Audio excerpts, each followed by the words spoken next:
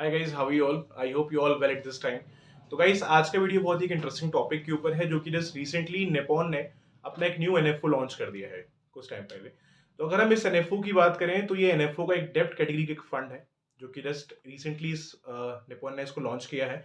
और ये fund guys उन लोगों के लिए बहुत फायदेमंद है जो अपनी इन्वेस्टमेंट एफडी में करते हैं या कोई एंडोमेंट पॉलिसी में अपनी सेविंग काफी टाइम से करते आ रहे हैं। अगर वो ये चाहते हैं कि मुझे रिटर्न थोड़ा सा हाई चाहिए, रिस्क थोड़ा सा मुझे कम लेना है, तो ये वीडियो उनके लिए काफी फायदेमंद होने वाला है।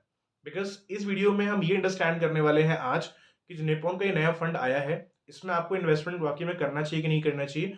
अगर आप इसमें इन्वेस्टमेंट कर रहे हैं तो किन चीजों का आपको ध्यान रखना चाहिए, और क्या सेक्टर्स हैं इसका, एनएफओ का स्टार्टिंग डेट कब का है, लास्ट डेट कब का है, क्या इसकी प्राइसिंग रहने वाली है, सारी चीजें डिस्कशन हम आज के इस वीडियो के अंदर करने वाले हैं। तो गाइस, बिफोर द स्टार्ट आपसे रिक्वेस्ट है, अगर आप इस चैनल पे नए हैं तो please try to subscribe this channel and share this video with everyone, ताकि इस तरह की जो भी इन्फॉर्मेशन वीडियो है रिगार्डिंग इन्वेस्टमेंट्स आप लोगों को टाइमली बेसिस पे मिलती रहे। And please try to subscribe अगर थोड़ा बहुत भी आपको बेनिफिशियल लगता है ये सारी वीडियोस ऑन माय चैनल, आपके आपके फैमिली के फ्यूचर नीड्स के हिसाब से। So please try to subscribe and share this video with everyone guys. एक रिक्वेस्ट आपसे और है कि आप इस वीडियो को प्लीज स्टार्टिंग से लेकर एंड तक देखना, ताकि इस फंड में जो भी हम बेनिफिट बताने वाले हैं, इस फंड की जो हम इन्फॉर्मेशन बताने वाले हैं, उसका डेटा प्रॉपर आपको मिल सके। Because after the investment sometime हम रिग्रेट हम फील करते हैं कि नहीं, मुझे लॉन्ग टर्म के लिए जाना था, शॉर्ट टर्म के लिए जाना था, या मुझे थोड़ा सा कम एक्सपेंस रेशियो प्लान चाहिए था, या मुझे थोड़ा सा हाई रिस्क में जाना था। तो काफी चीजें माइंड में रह जाती हैं बाद में। तो please try to watch this video properly in the starting, ताकि माइंड में आपको बाद में वो सब डाउट क्वेरीज ना रहे।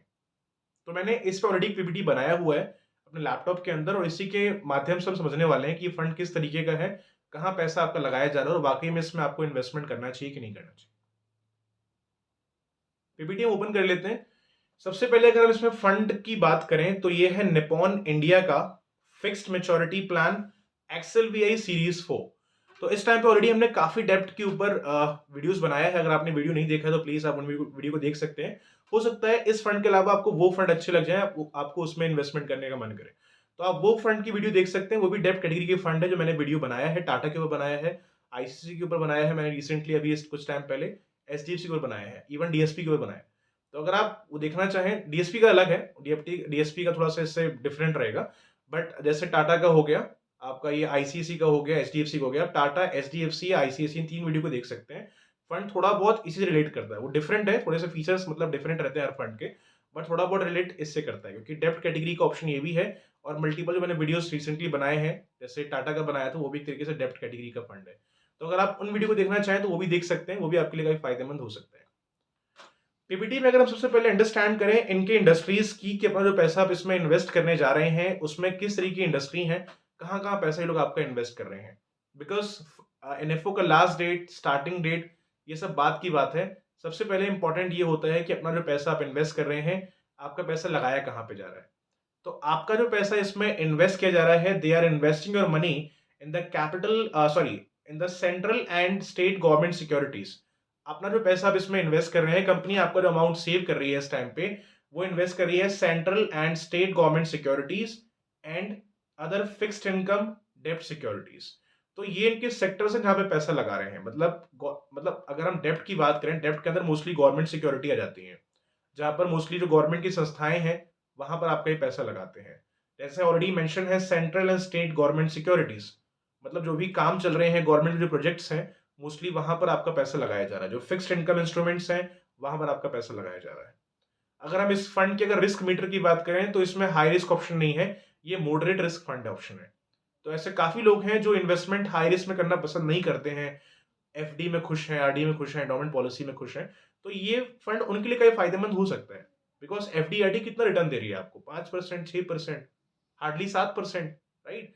बट आप अगर इस फंड में अगर इन्वेस्टमेंट करते हैं तो ज्यादा नहीं तो कम से कम ऑलमोस्ट आप 8 से 10% तक का रिटर्न यहां से एक्सपेक्ट कर सकते हैं। और ये फंड शायद उन लोगों के लिए फायदेमंद उतना नहीं है जो इक्विटी में इन्वेस्टमेंट कर रहे हैं, क्योंकि इक्विटी में इन्वेस्टमेंट करने वाला जो आदमी है ना, वो इक्विटी को एक बार चख चुका है। और जो आदमी किसी को अगर चख लिया है तो उसको उसका स्वाद लग गया है। तो इक्विटी की अगर हम बात करें तो इक्विटी में रिस्क हाई होता है, वेरी हाई रिस्क ऑप्शन है वहां पे, लेकिन रिटर्न भी उतना हाई रहता है। मतलब 30%, 35%, 40%, 50% तक रिटर्न आते हैं, बट रिस्क भी उतना हाई लेवल का है। तो अगर आप उतना रिस्क ले सकते हैं तो आप उसमें इन्वेस्ट कर सकते हैं। इवन काफी लोग हैं जिनको शायद ये फंड बेनिफिशियल नहीं लगेगा, इसलिए लगेगा क्योंकि वो अपना इक्विटी में इन्वेस्टमेंट कर रहे हैं, वो हाई रिस्क ले रहे हैं। बट आप अगर ऐसे शख्स हैं जिसको हाई रिस्क नहीं चाहिए अपने लाइफ में, थोड़ा सा रिस्क कम चाहिए बट रिटर्न अच्छा चाहिए, तो आप इस फंड में इन्वेस्टमेंट कर सकते हैं। ये फंड हर उस आदमी के लिए बेनिफिशियल है जो इक्विटी में इन्वेस्ट कर चुका है, बिकॉज ऐसे भी आज के डेट में लोग होते हैं जो अपना पैसा हाई रिस्क में लगा चुके हैं, बट अब वो ये चाहते हैं कि आप ऐसी इन्वेस्टमेंट अब करें जहाँ थोड़ा सा लो रिस्क ऑप्शन हो।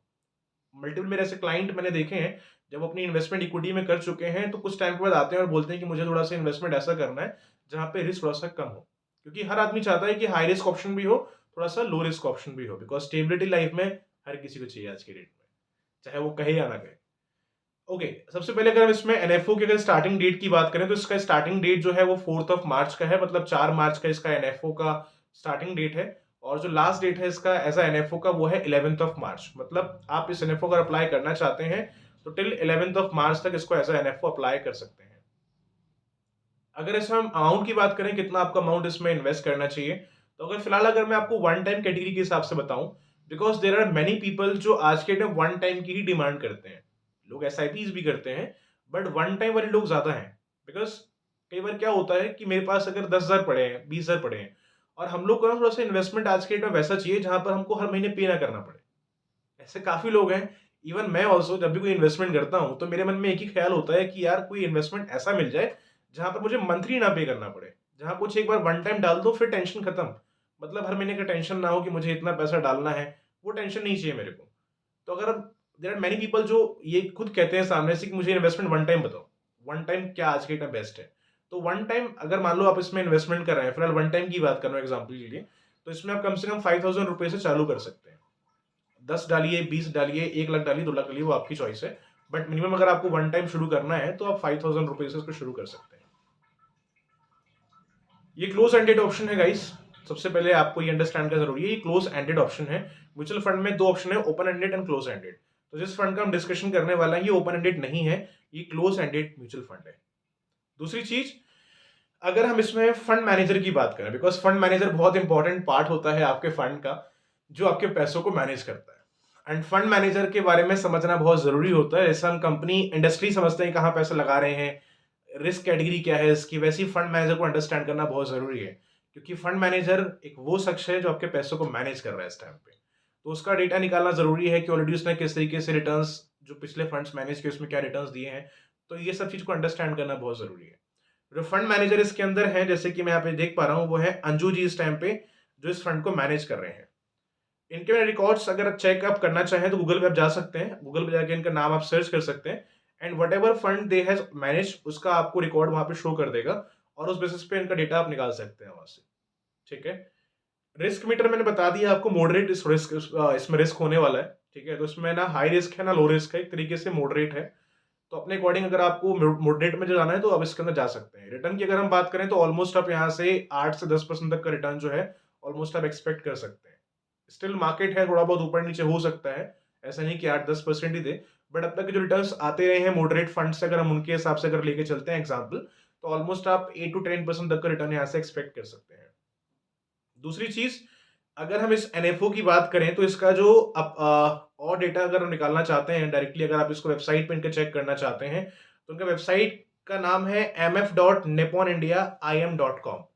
आप प्लीज एक बार गूगल पर जाएं और इस वेबसाइट पर एक बार जाके सारी इंफॉर्मेशन को चेक करिए इस फंड के रिगार्डिंग, बिकॉज मैं हर वीडियो के अंदर एक ही चीज बोलता हूँ गाइस, कि हम मंथली बेसिस पे मल्टीपल वीडियो बनाते हैं रिगार्डिंग इन्वेस्टमेंट इंश्योरेंसेस, राइट। लेकिन ये डिसाइड आपको करना है कि जो मैंने 30 वीडियो अगर आदित्य ने अगर बनाई है, राइट, अगर आदित्य ने अपने चैनल पे अगर 30 वीडियो अगर अपलोड किया है, मैंने अगर उसकी 30 अगर वीडियोस देखी हैं, सी, इन्वेस्टमेंट करने का एक सबसे अच्छा जो उपाय है, एक अच्छी इन्वेस्टमेंट करने का जो एक अच्छा उपाय है, वो ये होता है कि सबसे पहले आप किसी की अगर वीडियो को देख रहे हो, या किसी की अगर आप चैनल पे जा रहे हो, अगर आप किसी वेबसाइट पे जा रहे हो, तो उसके ना 10, 20, 30, 40 ऑप्शन को देख लो। 20-30 ऑप्शन से क्या हो जाता है ना कि आपको एक कंपेरिजन मिल जाता है। अगर आप एक ही फंड पे गए, आपने एक ही फंड को देखा, तो आपको उस फंड के बारे में इंफॉर्मेशन मिला। आपको अगर मार्केट का नॉलेज नहीं है तो अब बहुत दुख की बात है कि आपने नॉलेज पहले से था नहीं, आपने एक ही फंड देखा और फिर आपने इन्वेस्टमेंट किया, ये भी गलत है। तो try to watch all the videos, मैं अपनी बात नहीं कर रहा हूँ, किसी की भी देख सकते हैं आप। आप वीडियोस उनकी एक बार अंडरस्टैंड करिए, किसी वेबसाइट पे अगर जाते हैं तो वहां पे उनके अदर और भी प्लान्स को देखिए, तो उससे कंपैरिजन मिल जाता है, और जहां कंपैरिजन मिल गया तो वहां पे अंदर से कॉन्फिडेंस आता है कि हाँ मैं इस फंड में या इस प्लान में इन्वेस्टमेंट कर सकता हूं, बिकॉज मैंने 8-10 ऑप्शन और देखे हैं बट मुझे ये थोड़ा सा फायदेमंद लग रहा है। ठीक है, तो प्लीज आप एक बार इस साइट पर जाइए, जो कि साइट का नाम है mf.niponindia.im.com। यहां पर आपको सारी की सारी इंफॉर्मेशन इस फंड के रिगार्डिंग आपको मिल जाएगी। ठीक है, दूसरी चीज, इस वेबसाइट पर अगर आप जाओगे तो वहां पर एक डॉकेट मिलेगा, इसका डॉकेट एक बार आप डाउनलोड कर लीजिएगा। डॉकेट के अंदर सारी इंफॉर्मेशन रहती है फंड के रिगार्डिंग, एक बार प्लीज को आप जाइए, गो थ्रू करिए। अगर आपको लगता है बेनिफिशियल है आपके प्रोफाइल के हिसाब से, then you can invest your money in this fund. ठीक है, स्टिल कोई डाउट एंड क्वेरीज अगर माइंड में रहते हैं इस फंड के रिगार्डिंग में या किसी अदर फंड के रिगार्डिंग में, please raise your question in the comment box. I try to give the answer as soon as possible of your question guys. ठीक है, so thanks to watching this video guys, have a nice day।